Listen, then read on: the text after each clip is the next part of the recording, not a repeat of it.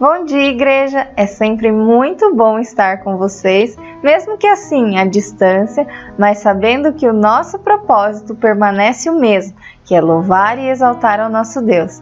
Vamos orar?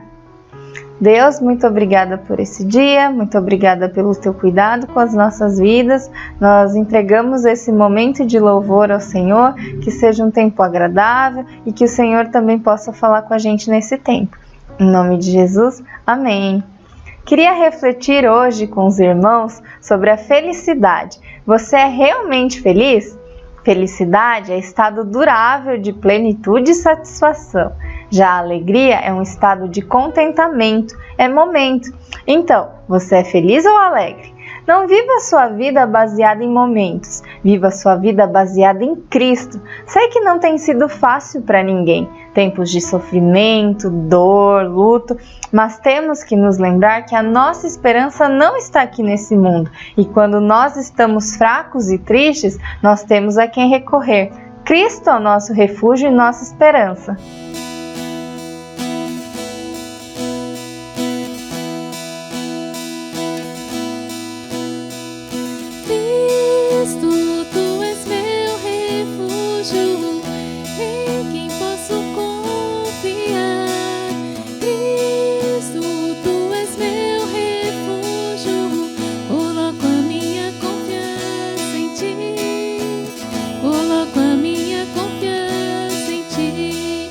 Cristo, Tu és meu refúgio, em quem posso confiar.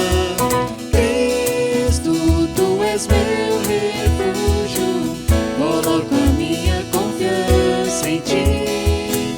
Coloco a minha confiança em Ti. Tua palavra é vida e poder. Vida e poder para me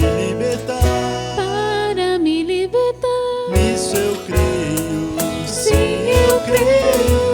Cristo, Tu és meu refúgio, em quem posso confiar. Cristo, Tu és meu refúgio, coloco a minha confiança em Ti. Coloco a minha confiança em Ti. Tenho esperança. Tenho um futuro. Dádivas do Senhor. Nisso eu creio, sim eu creio. Cristo, Tu és meu refúgio, em quem posso confiar.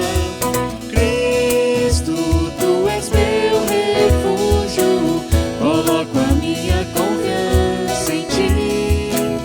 Coloco a minha confiança em Ti. Coloco a minha confiança em Ti. Coloco a minha confiança em Ti.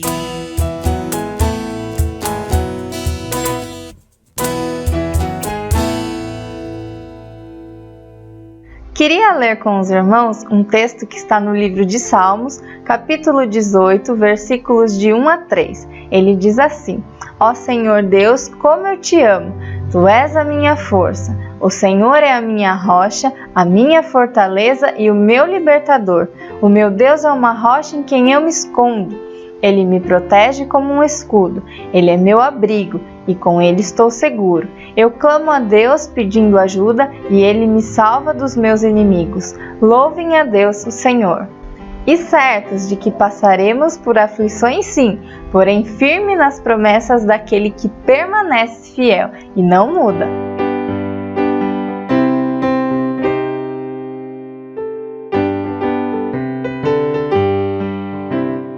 Firme nas promessas do meu Salvador, cantarei louvores ao meu Criador. Rico pelos séculos do seu amor, firme nas promessas de Jesus. Firme, firme, firme nas promessas de Jesus, meu mestre. Firme, firme, sim, firme nas promessas promessas de Jesus. Firme nas promessas, não irei falhar. Vindo as tempestades a me consternar, levo o verbo eterno e de trabalhar. Firme nas promessas de Jesus. Firme, firme, firme nas promessas de Jesus, meu mestre. Firme, firme, sim, firme nas promessas de Jesus. Firme nas promessas, sempre vejo assim purificação no sangue para mim. Plena liberdade gozarei sem fim. Firme nas promessas de Jesus.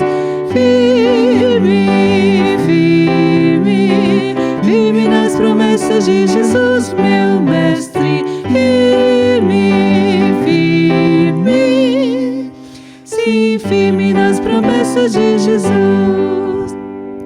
Firme nas promessas do Senhor Jesus, em amor ligado com a sua cruz.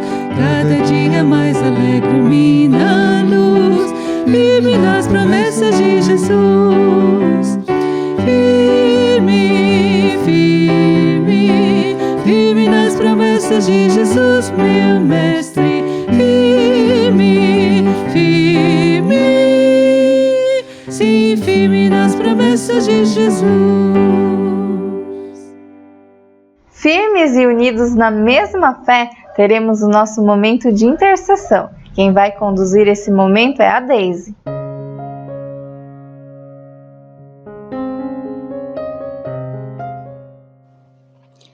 Senhor Deus, querido Pai, em primeiro lugar nós te agradecemos, Senhor, por mais um dia em que o Senhor nos despertou, mais um dia de vida, de saúde, de proteção, de cuidado, com cada um de nós, com nossas famílias, nossos parentes e amigos.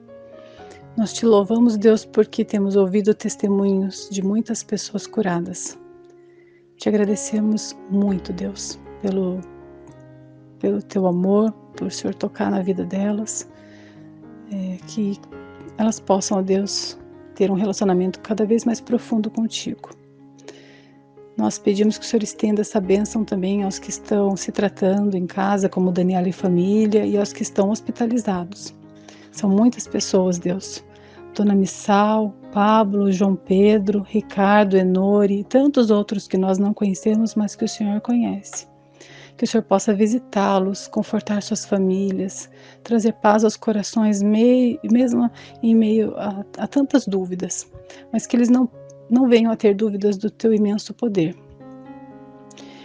Que o Senhor também conforte, ó Deus, e visite as pessoas enlutadas, Pai. A família da Chia, a família da Mirella, o Marcos, amigo da Virgínia, tantos outros também. Nós pedimos, Deus, que o teu amor os preencha. Que eles se sintam, ó Deus, consolados, amados por Ti, amados também pelos irmãos. Que haja, Deus, uma transformação, uma mudança muito grande a partir de tudo isso que temos visto e ouvido. Que as pessoas tenham mais fé, ó Deus, que elas não venham a duvidar, ó Deus, porque não há limites para o que o Senhor possa fazer. Usa-nos também, Deus, para abençoar as pessoas que estão com as despensas vazias, as pessoas que estão desempregadas, necessitadas, ó Deus, de Ti em todas as áreas. Que o Senhor use nossas vidas, né? A vida do povo de Deus, para fazer aquilo que realmente precisa ser feito. Possamos orar por elas, caminhar com elas e ajudá-las a Te encontrar. Obrigado por tudo até aqui, ó Deus. Obrigado por ser um Deus de amor, por nos perdoar e por Jesus ter morrido por nós na cruz. Em nome de Jesus. Amém.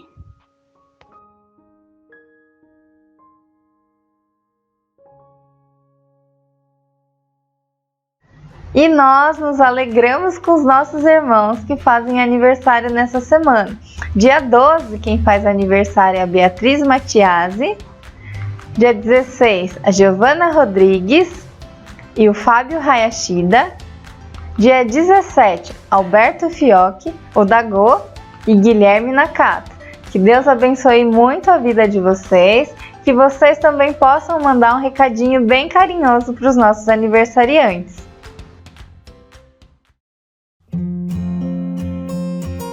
Olá! Preste atenção nos avisos dessa semana. Em nome da campanha, eu vim falar do evento que a gente vai fazer, o AD Online, dia 17/4, às 4 horas da tarde. Nós vamos ter os preletores da última campanha, Rick Charaba. Infelizmente, a campanha teve que dar essa pausa por conta da pandemia, mas não é por isso que a gente vai ficar totalmente parado. Sim, você tem que fazer a sua inscrição, o evento ele é aberto, mas como a gente utiliza o Zoom, só entra quem tem o link de acesso. Não tem custo nenhum, é totalmente gratuito, não tem que ter participado obrigatoriamente de alguma campanha, é um culto aberto, mas que para isso você tem que fazer a sua inscrição com antecedência. Então a gente te aguarda no dia 17 de abril, às 4 horas da tarde. Durante as próximas semanas, iremos orar por alguns missionários. Você irá receber pelo WhatsApp da igreja uma foto contando um pouco da história desse missionário e seus pedidos de oração. Coloque ele nas suas orações e, se possível, contribua para o seu ministério. Estão abertas as inscrições para a classe de batismo. Se você tem interesse ou dúvidas sobre o batismo, entre em contato conosco pelo WhatsApp. A próxima palestra do Maná vai acontecer no dia 28 de abril. A palestrante vai ser a Patrícia Martins, falando sobre saúde espiritual, diretamente do Canadá. Faça a sua inscrição para receber o link para participar do evento. Por hoje é só. Obrigado e boa semana! 2 Coríntios 9:7 diz: Cada um contribua segundo tiver proposto no coração, não com tristeza ou por necessidade, porque Deus ama quem dá com alegria. Você pode entregar seus dízimos e ofertas por meio de transferência ou depósito na nossa conta bancária. Se quiser utilizar o Pix, coloque o nosso e-mail como chave ou o QR Code para fazer a transferência. Você também pode utilizar cartão de crédito ou boleto seguindo o link ou o QR Code. Uma outra opção é combinar um horário e trazer o seu envelope até a igreja. Deus, muito obrigada por esses dízimos e ofertas que foram arrecadados, que tudo seja usado para a honra e glória do Teu nome. Que o Senhor abençoe as pessoas que vão estar conduzindo esse dinheiro, Deus, e que o Seu nome possa ser exaltado também através dos nossos dízimos e ofertas. Em nome de Jesus, amém. E a nossa próxima música fala assim: Vejo Deus se movendo entre as nações com seu poder. Não importa a situação, Deus se faz presente. Deus manifesta o seu poder e sua glória diante de tudo que tem acontecido.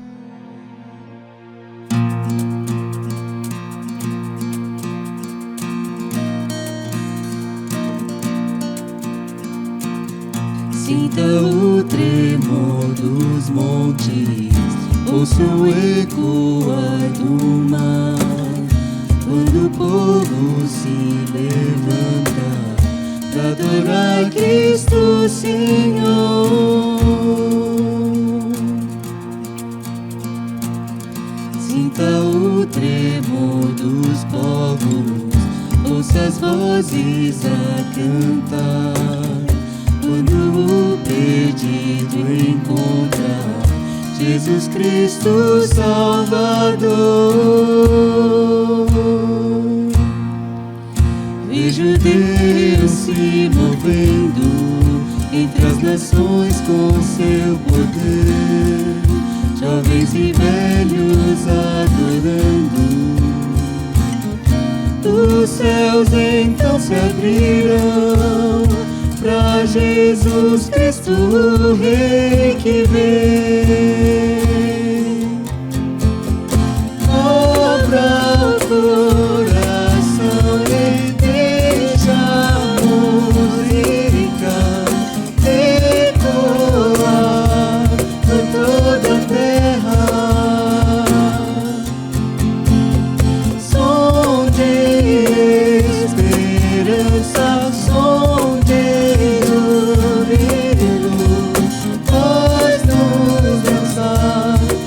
Rei da Glória.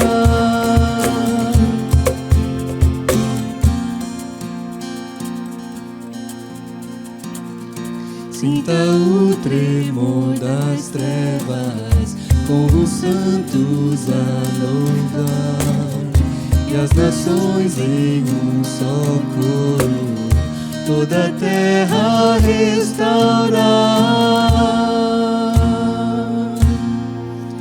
Vejo Deus se movendo entre as nações com seu poder, jovens e velhos adorando.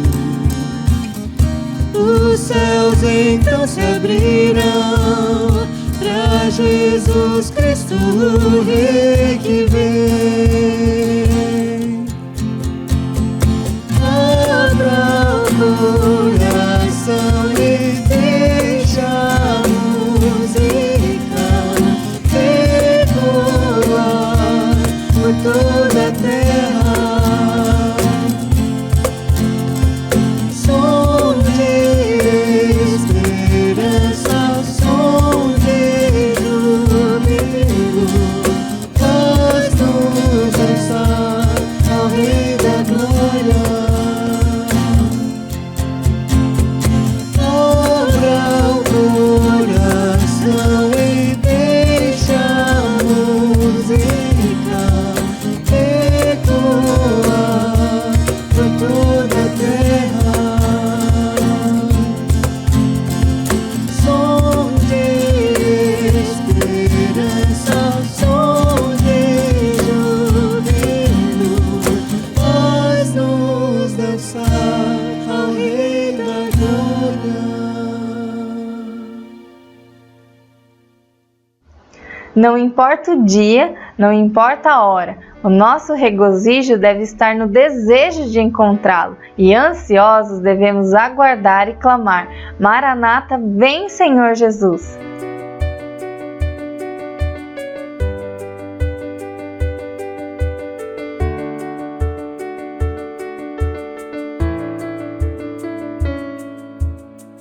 Tu és a minha luz, a minha salvação, e a ti me renderei.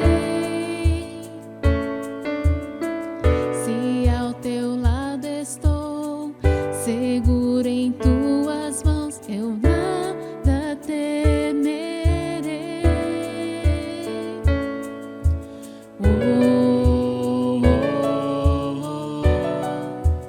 Tu és santo, ó Senhor.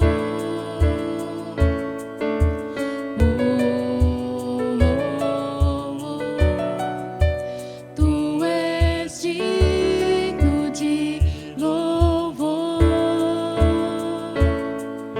Só em ti confiarei, eu nada temerei. Em frente eu irei,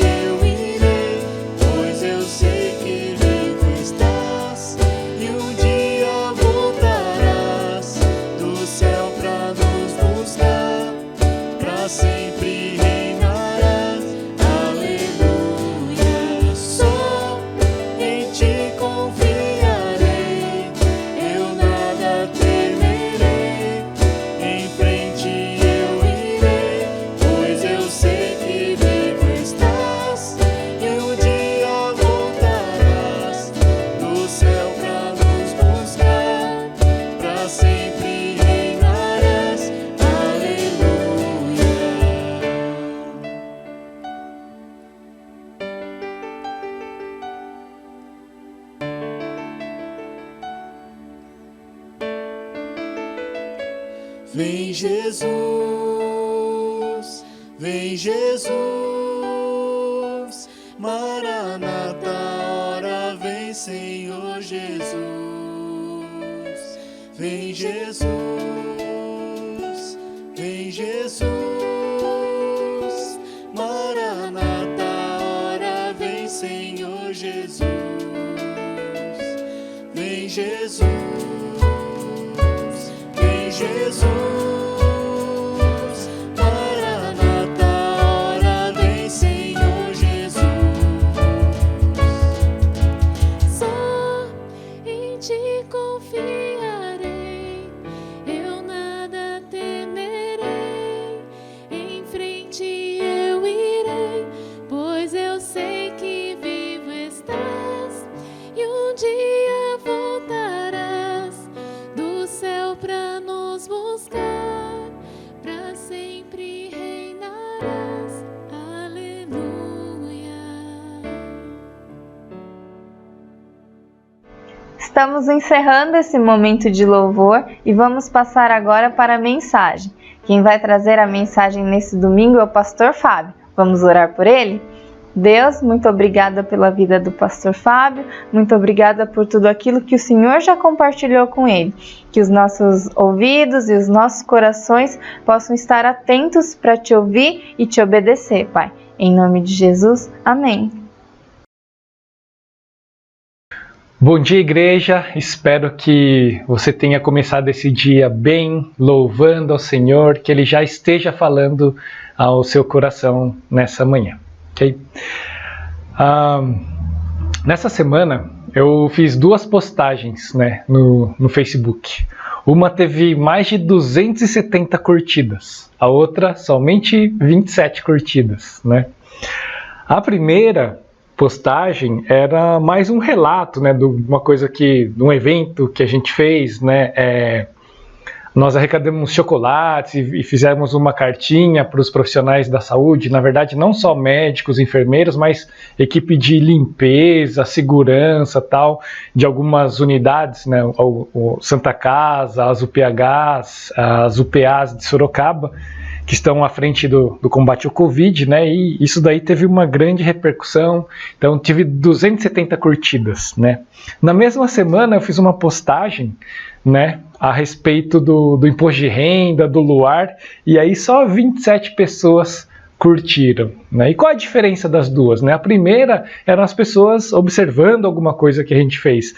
Na segunda postagem, eu pedi o engajamento das pessoas, né? Pedindo para eles se envolverem, né, com a causa tal. E nessa causa não tem nenhum custo para a pessoa, né? Para você fazer essa doação para o Luar, né, a sua doação até o limite de 3% do seu imposto de renda, você não paga nada, né? O governo, você abate da sua declaração do imposto de renda, né? Então não tem nenhum custo para você, né? Talvez tenha um trabalho ali de 5 minutos de você lançar, gerar a DARF, pagar a DARF e lançar isso no seu imposto de renda, ou 5 minutos de você pegar ali o manualzinho e mandar para o seu contador fazer isso, né? Mas de uma certa forma exige um engajamento, né? E só que 10% só das pessoas, então, que provavelmente receberam viram essa minha postagem, curtiram. E 10% desses 27 somente vieram me perguntar, mas Binho, como que faz exatamente? E aí eu mandei a cartilhazinha para eles, que provavelmente mandaram para o contador, ou alguns se arriscaram a fazer eles mesmos, né? E acho que isso tem muito a ver com a mensagem que a gente vai ver hoje, né? Bom, para quem não sabe, eu estou seguindo uma série no Evangelho de Marcos, né? E resumindo de uma forma bem rápida o que a gente viu até aqui, Jesus começou o ministério dele, então nesse ministério ele realiza curas, ele expulsa demônios, e muita gente começa a ver esses milagres e ouvir que Jesus pode fazer tudo isso, curar, expulsar demônios e tal, e começa a trazer amigos e outras pessoas para receberem esses milagres de Jesus, né? Então no momento ali vamos falar assim, na crista da onda de tudo isso que estava acontecendo, Jesus vai orar e ele pega e sai da região onde ele estava, né? E o Pedro pergunta, mas Jesus, como assim, né? Tá todo mundo aí esperando para ver o Senhor e a gente vai sair daqui? E Jesus fala, vamos para as outras cidades, né? Lá eu preciso pregar, lá foi para isso que eu vim, né? E assim, Jesus muda de cidade e é esse o contexto das coisas que a gente começa a ver, né? Mas mesmo assim, a fama de Jesus começa a correr e muita gente começa a se achegar, né? Então, quando Jesus parava para pregar, já chegava muita gente querendo receber a cura e querendo chegar mais perto de Jesus e começavam a se esmagar para chegar perto de Jesus, para receber, né, os milagres. Então Jesus ele usa uma nova estratégia, né? Ele começa, na hora de pregar, ele sobe num barquinho, né? Na última mensagem a gente falou então, para ajudar nessa tarefa, Jesus ele escolhe 12, os 12 apóstolos, né? Que são revestidos de poder, e eles podem expulsar demônios, né, e pregar a palavra, né? Então Jesus incumbe essas pessoas. E agora a gente chega aqui no capítulo 4 do Evangelho de Marcos, tá? Então a gente vai ler uma parábola, acho que bastante conhecida da maioria de vocês, tá? Então Marcos capítulo 4. Jesus começou a ensinar outra vez à beira-mar. E uma numerosa multidão se reuniu em volta dele, de modo que entrou no barco, onde se assentou, afastando-se da praia, e todo o povo estava à beira-mar na praia. Assim, ensinava-lhes muitas coisas por parábolas, durante seu ensino dizia. Bom, então aí muita gente começou a se achegar e Jesus então, mais uma vez, ele sobe no barquinho, fica ali na beira da praia do Mar da Galileia, que a gente viu que na verdade não é um mar, mas é um lago, né, um grande lago, e Jesus fica no barquinho e dali ele prega para as pessoas, né? E Jesus começa assim, escutem, eis que o semeador saiu a semear, e ao semear, uma parte caiu à beira do caminho, e vieram as aves e a comeram. Outra parte caiu em solo rochoso, onde a terra era pouca. E logo nasceu, visto não ser profunda a terra. Saindo, porém, o sol a queimou, e porque não tinha raiz, secou-se. Outra parte caiu entre os espinhos, e os espinhos cresceram e a sufocaram, e não deu fruto. Outra, enfim, caiu em boa terra e deu fruto. A semente brotou, cresceu e produziu a 30, a 60 e a 100 por um. E Jesus acrescentou, quem tem ouvidos para ouvir, ouça. Vamos orar? Senhor Deus, a gente pede mais uma vez a Tua direção nesse momento, que seja o Senhor a abrir a nossa mente, abrir o nosso coração para receber da Tua palavra e que o Senhor possa falar, Senhor, aos nossos corações, que a gente possa ser edificado pela Tua palavra, Senhor, em primeiro lugar. Tem misericórdia de mim, tem misericórdia de nós, Senhor, e fala-nos, Senhor. É o que nós pedimos no nome santo de Jesus. Amém. Bom, então, Jesus ele sobe no barquinho e ele começa a pregar, e ele começa a pregar por parábolas, né? Ele conta uma história, né? E os discípulos ouvem essa história, aliás, toda a multidão ouve essa história, né? E depois que Jesus sai daquele lugar, né? Fala assim, quando Jesus ficou só, os que estavam junto dele, com os 12, começaram a lhe fazer perguntas a respeito das parábolas. Jesus disse a eles, a vocês é dado conhecer o mistério do reino de Deus, mas aos de fora tudo se ensina por meio de parábolas, para que vendo vejam, e não percebam, e ouvindo ouçam, e não entendam, para que não venham a converter-se e sejam perdoados. Então Jesus lhes perguntou, se vocês não entendem essa parábola, como compreenderão todas as outras? Jesus então, Ele já tinha começado o ministério dele, já tinha pregado, curado, feito bastante coisas, tinha escolhido 12 pessoas para estar mais próximo dele, que eram os apóstolos, que já estavam pregando então a palavra, já estavam realizando milagres, né? E aí ele começa a pregar essa parábola no barquinho e tal. Aí depois que ele sai de lá, chegam os discípulos e começam a perguntar: mas, ô Jesus, essa parábola, e como que é mesmo e tal? Eu lendo esse texto, eu lembrei no meu tempo na faculdade. Na primeira aula que eu tive, né, tirando as famosas aula trote, né, a aula real mesmo, foi de cálculo, né?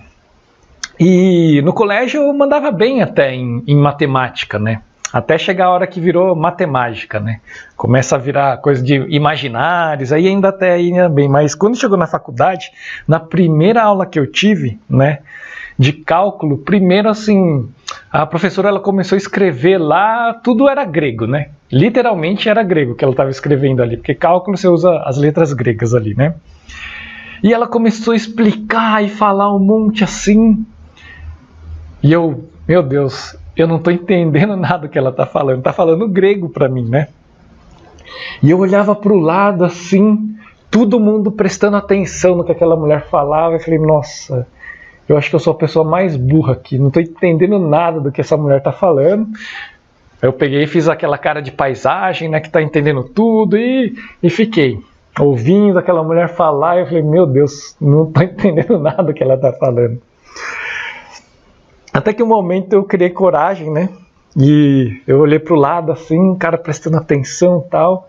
Eu olhei pro lado, ele olhou pra mim assim, você entendeu o que ela falou ali? Aí o cara olhou pra mim, não. Daí eu perguntei pra ele, mas o que você não entendeu que ela falou? Ele falou, não entendi nada. Eu falei, eu também não. Então acho que não era só eu que não estava entendendo nada da aula, né? Pelo menos o meu amigo e talvez a maioria da turma não estava entendendo nada, né? Era alguma coisa muito nova, muito diferente do que o que a gente estava acostumado, né? E eu acho que essa cara de paisagem que eu fiz durante metade da aula, como se estivesse entendendo alguma coisa, provavelmente era a mesma cara de paisagem que estava aqui os discípulos, né?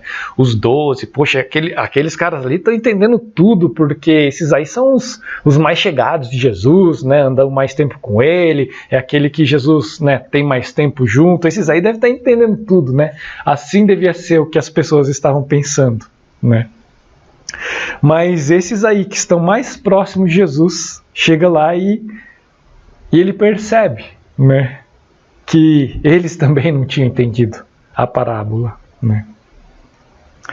E aí Jesus dá uma bronca, né? Se vocês não entendem essa parábola, como compreenderão todas as outras, né? É mais ou menos assim, se eu não estou entendendo a primeira aula de cálculo, como é que eu vou fazer cálculo 1, 2, 3, 4 e assim por diante, né? Mas uma hora a gente aprendeu e um dia eu consegui sair da faculdade. A duras penas, né? Bom, os mais próximos não entenderam. E essa é uma das únicas parábolas que então Jesus ele explica o que significava essa parábola, né? Nas demais aí ele não explica mais, né? Então vamos ver a própria explicação de Jesus da parábola. O semeador semeia a palavra. Estes são à beira do caminho, onde a palavra é semeada. Quando a ouvem, logo Satanás vem e tira a palavra semeada neles. E estes são os semeados em solo rochoso, os quais, ouvindo a palavra, logo a recebem com alegria. Mas eles não têm raiz em si mesmos, sendo de pouca duração. Quando chega a angústia ou a perseguição por causa da palavra, logo se escandalizam. Os outros, os semeados entre os espinhos, são os que ouvem a palavra, mas as preocupações deste mundo, a fascinação da riqueza e outras ambições aparecem e sufocam a palavra, e ela fica infrutífera. Os que foram semeados em boa terra são aqueles que ouvem a palavra e a recebem, frutificando a 30, a 60 e a 100 por um. Eu contei aquela primeira história dos meus posts, né? E eu vejo aqui é mais ou menos como Jesus ele tem agido aqui, né? Por que Jesus não continua tendo uma multidão querendo ouvir, querendo receber ali os milagres dele? Por que Jesus não insiste em ficar mais tempo com eles e Jesus muda, vai de uma cidade para outra para pregar, né? Porque Jesus, ele sabia que a maior parte não ia seguir nos caminhos, né? Ele precisava pregar a palavra e a palavra podia continuar com eles. Aquilo que eles estavam aprendendo seria suficiente, né, para a caminhada deles, né? Mas eles queriam continuar recebendo as bênçãos, né? E muita gente se achegava por causa disso, né? Então, estudando essa parábola, eu começo a entender, a maior parte das pessoas quer curtir uma coisa bonita, uma coisa legal, e assim também é com a igreja, né? Eu quero ouvir uma música boa lá, boa de qualidade, uma letra boa, que encha o meu coração e me faça feliz. Quero ouvir uma mensagem que me dê alegria, me encoraje e tal.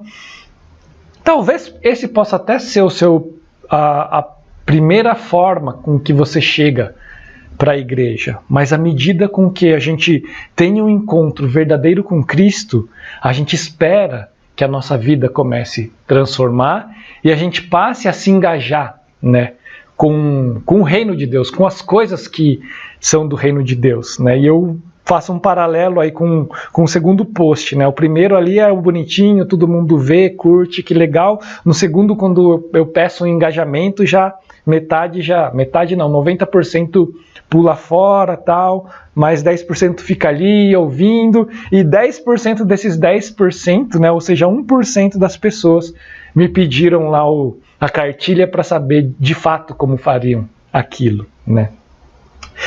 E acho que na parábola aqui é mais ou menos isso que acontece, né? Jesus ele fala de um primeiro solo, né, que à beira do caminho, onde o semeador joga a semente, mas a semente, antes mesmo de brotar, vem Satanás, né, e colhe aquela palavra, né? Pensando a respeito desse solo, que é à beira do caminho, né, por que não cresce nada no caminho, né? O lugar onde você anda normalmente, se tem um jardim e o caminho onde você anda normalmente vai sumindo, né, a parte verde dali, vai ficando só terra, né? Por que não cresce nada ali? Porque como é um caminho, as pessoas andam, vai amassando, né, vai deixando dura aquela terra e aí não vai nascer nada mesmo, porque fica um solo compacto, a semente não consegue penetrar e assim se desenvolver, gerar a raiz e etc, né? Então é alguma coisa que por ser pisado, aquele negócio fica duro. E aí a semente não consegue penetrar. E aí fica fácil para vir uma ave, alguma coisa e colher, né, aquela semente, né? E aqui no texto Jesus fala que Satanás é como essa semente, né, que vê a semente, essa semente não, como essa ave, né, que vê a semente ali que está em cima do solo duro, que não penetrou e vem e colhe, né? Eu fico pensando nesse solo, assim, talvez alguns de vocês que é a primeira vez que você está vendo uma mensagem de alguma igreja, né? A impressão que muita gente tem, né, de fora da igreja, antes de vir e ouvir uma palavra, é de que o evangélico é uma pessoa ignorante, tapada e etc. E a mídia tem piorado a nossa imagem e alguns políticos têm piorado a nossa imagem também. Então muita gente fica cético em relação à igreja por causa do mau testemunho de algumas pessoas, né? E ouvindo tanta coisa ruim de supostos cristãos, essas pessoas começam ficar meio duras em relação ao evangelho. Falar, poxa, evangélico, eu não quero nem saber, né, de crente, de evangélico, porque esses caras aí são pessoas tapadas, que não ouvem ninguém, são exploradas pelo pastor, né, são manipuladas e isso é mais ou menos todas essas experiências que essas pessoas tiveram, é mais ou menos à beira do caminho, de gente pisando e socando a terra, pisando e socando a terra, né? Eu tenho tido o privilégio de conversar com algumas pessoas assim, né? E assim, eu tenho uma facilidade, vamos falar assim, de conversar com pessoas que eram bastante céticas, tal, e quebrar, né, alguns paradigmas de que crente não é necessariamente ignorante como a imagem que eles tinham, né? E isso tem surpreendido positivamente algumas pessoas que têm se aberto, né, ao evangelho. Talvez nesse solo seria a gente às vezes talvez arando novamente esse solo para ele receber a palavra, né? Mas se você é alguém que está chegando assim, saiba que não é todo crente que é ignorante. Aliás, talvez acho que a maior parte não é assim, né? Acho que a nossa igreja é bastante privilegiada nesse sentido, né? Acho que tanto eu, minha esposa, o pastor Daniel, a esposa do pastor Daniel, a Lili, todos estudaram na Universidade de São Paulo, né? Boa parte da liderança, inclusive um dos fundadores da nossa igreja, ele se formou no ITA, né? Então não são pessoas ignorantes, né? Pelo menos na minha visão, né? E então, se você tinha algum preconceito, talvez aqui você vai saber que as pessoas não são ignorantes, né? Pode ser que a gente erre, e a gente erra também. Nós somos seres humanos, falhos, mas então, se você tinha esse preconceito, tenta deixar ele um pouquinho de lado nesse momento e ouvir, né, o que a palavra tem para falar para você, né? Então esse primeiro solo é um solo duro, né? E aí quando você está machucado dessa maneira assim, é muito fácil chegar alguém, e aqui o texto fala que é Satanás, e tirar. Então você ouve uma palavra muito boa na mensagem, provavelmente se esse é o seu primeiro culto, que você está ouvindo uma pregação, de repente você até goste da mensagem, mas de repente você sai daqui e aí alguém fala, não, mas o outro culto que eu ouvi foi assim, e talvez o pastor era até legal numa primeira vista, mas depois ele fez isso, aquilo, e daí você fala, tá, então ele só fez isso para me enganar, para alguma coisa desse tipo, né? E aí você nunca mais volta, né? Talvez seja esse primeiro solo, né? O segundo solo, onde cai a semente, que é o solo rochoso, né? Essa semente rapidamente ela cresce, mas depois não tem raiz, a raiz não consegue se aprofundar, e aí vem o sol ali e seca, né? E Jesus, quando ele vai explicar essa parte, né, esse solo, ele fala que são pessoas que receberam com alegria, né, a palavra, estavam empolgadas, começaram bem a caminhada, mas depois chegaram algumas dificuldades, angústia, perseguição por causa da palavra, e eles se escandalizaram e se afastaram. Nessa nossa caminhada como pastor, né, líder da igreja, desde, na verdade, da época dos jovens, líder de jovens, eu vi muita gente, né, que chega, está empolgada, quer até cantar no louvor e começa a puxar atividades, assim, começa muito empolgado. Mas ao longo da caminhada, essa pessoa começa a se afastar, não era bem isso que eu queria, e começa a deixar de lado, e começa a se afastar e tal, e de repente nem para a igreja vai mais, né? Pessoas que, quando a gente olhava ali, puxa, acho que essa pessoa vai bem, começou a estudar, ter sede da palavra, né? E começa a parar e tal, porque talvez essas pessoas tiveram um bom começo ali, mas não aprofundaram as suas raízes.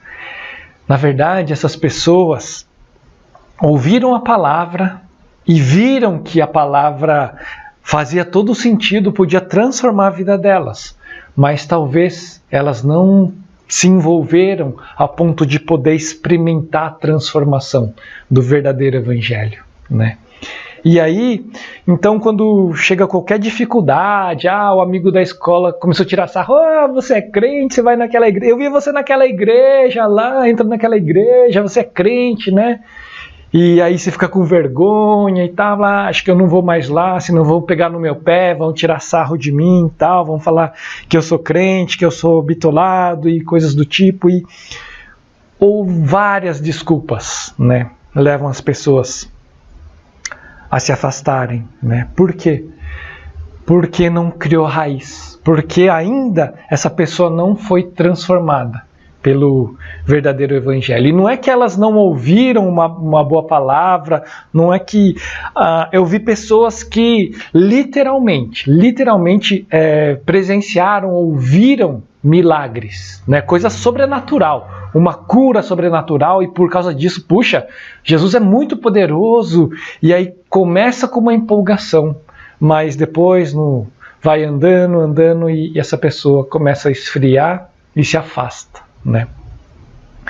Por que essa pessoa não criou raiz? Talvez porque o que alimentasse ela naquele primeiro momento fosse essa empolgação de, poxa, ver o milagre ali, ver alguma coisa muito legal, tal, naquele momento, mas, puxa, eu parei de ver os milagres, ou parei de me empolgar com as coisas que eu estou vendo, com as conversões, com a palavra de Deus, e parei de ter essa paixão pela palavra. E aí você começa a se afastar aos poucos, começa a deixar de... acho que participar do culto nem é tão importante assim, eu vou quando der vontade, e aí daí eu participo uma vez, a outra não, e aí aquele dia, acho que a mensagem não falou muito para mim, tal, e aí você começa a se afastar aos poucos, né? Porque talvez você não criou as raízes corretas, né? Porque participar do corpo de Cristo não é você só ir para o culto e bater cartão ou estar nas programações, né? Criar raiz é você ter um relacionamento verdadeiro com Jesus, né? É você, na sua vida, ler a palavra, estudar e aprender com ela, né? É você ter uma vida devocional, é você orar, buscar o Senhor, né? E buscar fazer a vontade do Senhor, né? E não é só participar de uma coisa legal, né?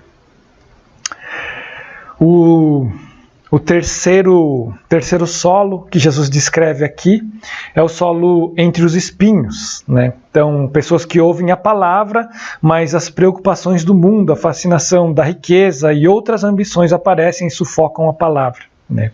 E ela fica infrutífera. Quando eu estava pensando nesse solo, eu lembrei que a gente tinha 2 cachorrinhos, né? Eram gêmeos, né? Porque nasceram da mesma mãe, na mesma ninhada, tal. Um chamava Tibi e o outro Mickey, né? O Tibi, muita gente gostava mais dele, porque acho que ele era mais bonitinho ali, só que ele era mais bobinho, né?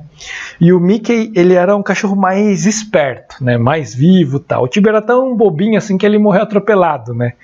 E o Mickey morreu de velho, né? Então, assim, porque o Mickey, ele era tão esperto que a gente colocava comida para os dois, o Mickey primeiro comia do Tibi e depois comia dele, né? Então a gente precisava separar para ele poder se alimentar, né? Era um cachorro malandro, assim, né? E o outro era mais bonitinho, querido das pessoas, né? E eu fiquei pensando nesses cachorros por causa de uma outra imagem, né? Pensa se você tem... Agora esquece os meus, tá? Mas pensa que você tem 2 cachorros, um é bom e o outro é ruim, mal assim de índole, tá? No cachorro não tem isso, tá? Mas cachorro, é animal, tal. Mas um que tenha uma boa índole e uma que tenha má índole, né? Só que o que é ruim, na verdade ele é bonitinho, né? Então dá vontade de você cuidar dele, né? Só que se você alimentar esse, ele vai comer o dele e o do outro, e não vai deixar o cachorro sobreviver, né? Ele vai matar o outro com certeza vai matar o outro de fome, porque ele vai... você não consegue controlar as coisas direito, né? Então, como que você faz, né? São dois cachorros, vamos falar assim, incompatíveis, que você não consegue ter os dois ao mesmo tempo. Então, você vai ter que escolher um ou outro. Ou você escolhe o que é bom, ou você escolhe o que é ruim. Todo mundo ia querer ter os dois ali e dar um jeito, mas não tem como. Convivendo com eles, você vai descobrir que ou é um ou é o outro, né? É mais ou menos assim que acontece com esse solo, né?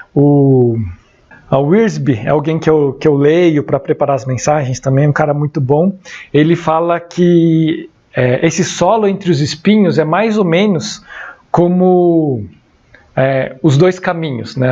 Em Mateus tem a parábola lá dos dois caminhos, o caminho largo e o caminho estreito. O caminho largo é onde a maioria, o mundo, todo mundo quer passar, quer viver a vida e fazer as coisas. O caminho estreito é um caminho que leva à salvação, mas pouca gente quer andar por esse caminho, né?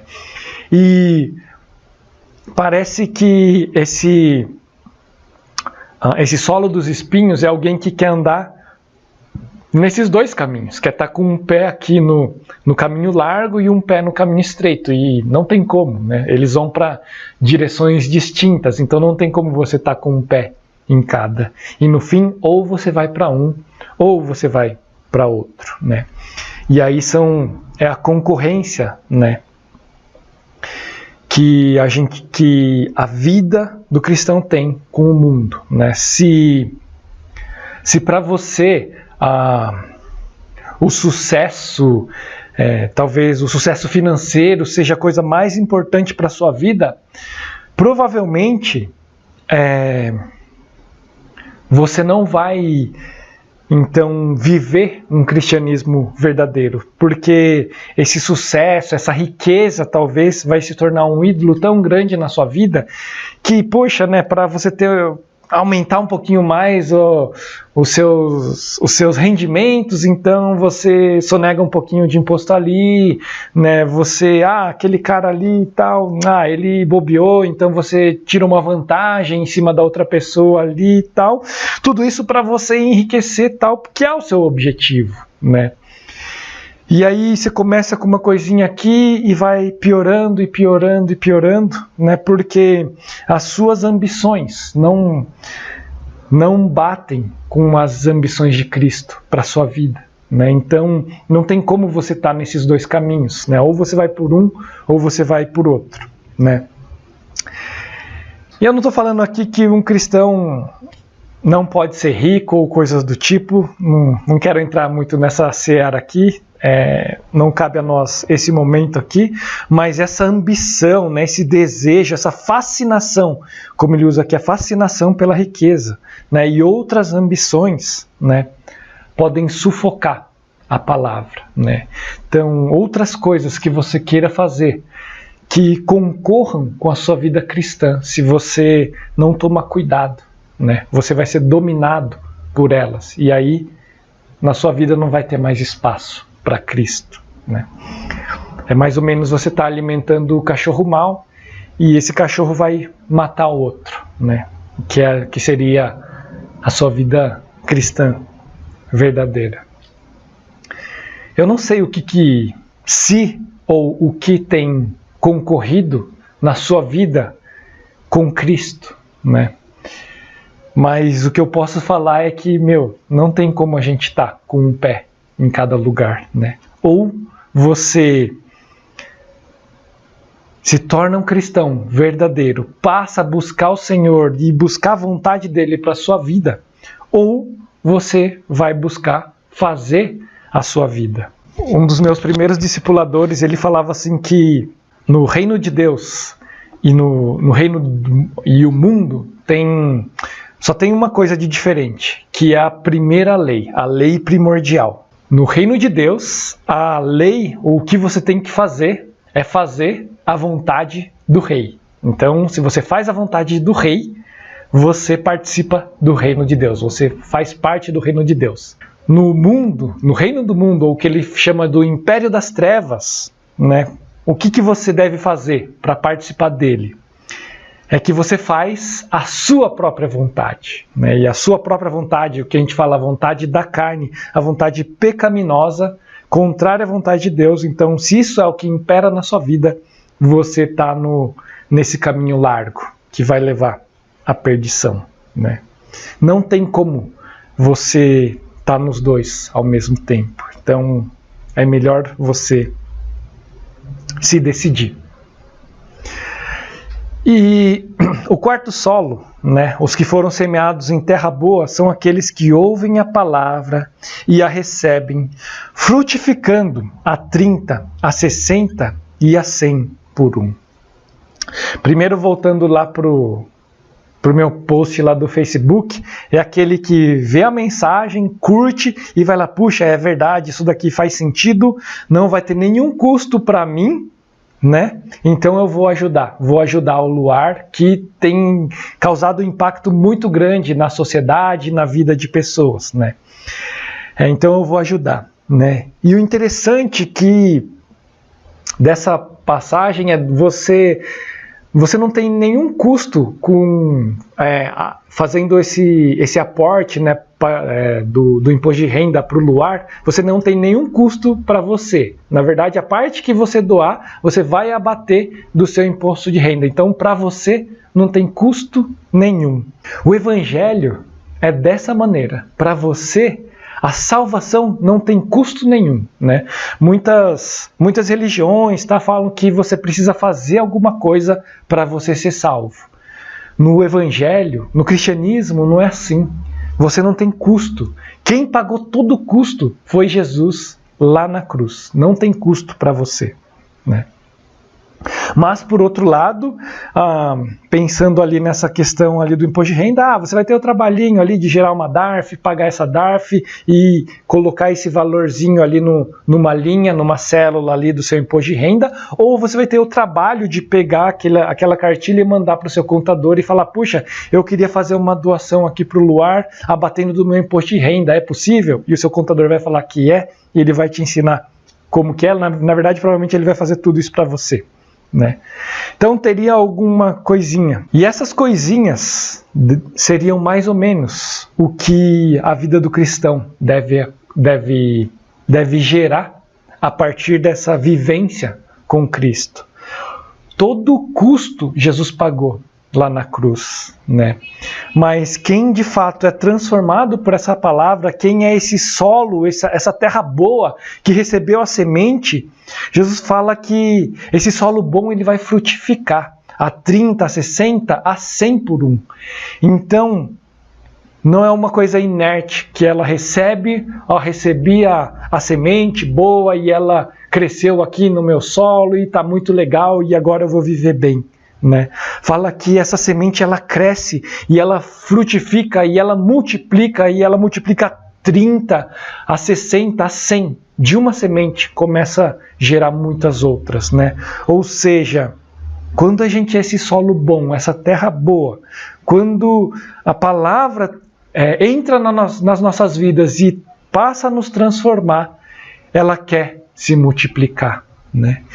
Então, se você é alguém que recebeu a palavra e é esse solo, essa terra boa, provavelmente a sua vida vai frutificar, né?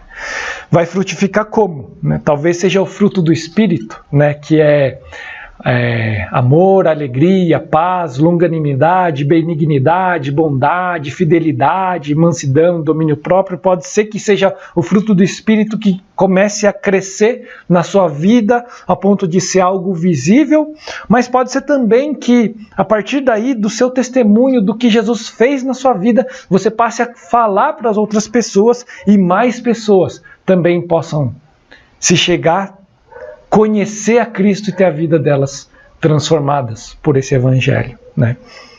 O que esse texto fala é que não tem como a terra ser boa, receber a semente boa e ficar inerte. A terra boa, ela frutifica, né? E Jesus fala que a gente ia conhecer os discípulos dele pelos frutos, né? Será que a sua vida tem gerado frutos? Né? Será que